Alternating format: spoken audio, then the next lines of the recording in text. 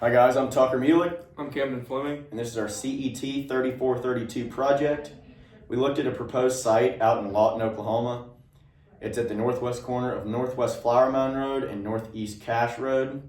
Our job was to figure out if the land was ready for development, which basically means checking the soil, see how deep the groundwater is, and how to deal with the drainage on site, and just overall what it would take to build in this area. We use publicly available data and information from resources like USGS, OWRB, EPA, things of that nature to really help bring this project together. So the site is going to consist of 5 5-acre residential lots plus a pond and green space.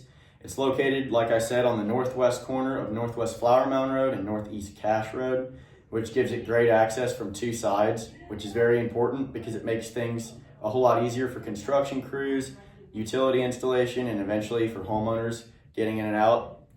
Having that road access from both sides also means that we've got flexibility with driveways or utility lines, and it also helps a lot with emergency or service vehicle access, which is also very important.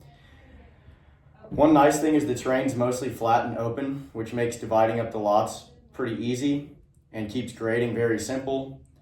Additionally, the pond and green space are not only just for looks, but also to help manage stormwater and runoff and keep the site environmentally friendly.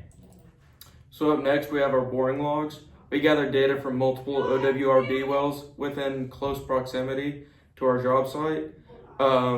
So first up, we have our boring log. We're gonna start up here at 1128. We got about 5 foot of topsoil. After that, we have 13 foot of clay. We get into a little bit of gravel and sandstone around this area right here. After that, it's all shale for the rest of the way down. Additionally, to add to this, we didn't encounter any sort of water table or water content in any of our boring logs. Neither did the OWRB wells that are previously drilled within close proximity to our job site, meaning the water table and water content of the soil won't be a big factor in our excavation or building process.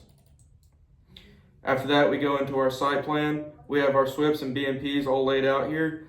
So over here, we have vegetative protection in forested areas. We have culverts at each one of our entrances and intersections. We have a ditch that runs along the inner perimeter here, down to Northeast Cache Road, and then back up Northeast 25th Street. We have a large retention pond in the center of our job site here.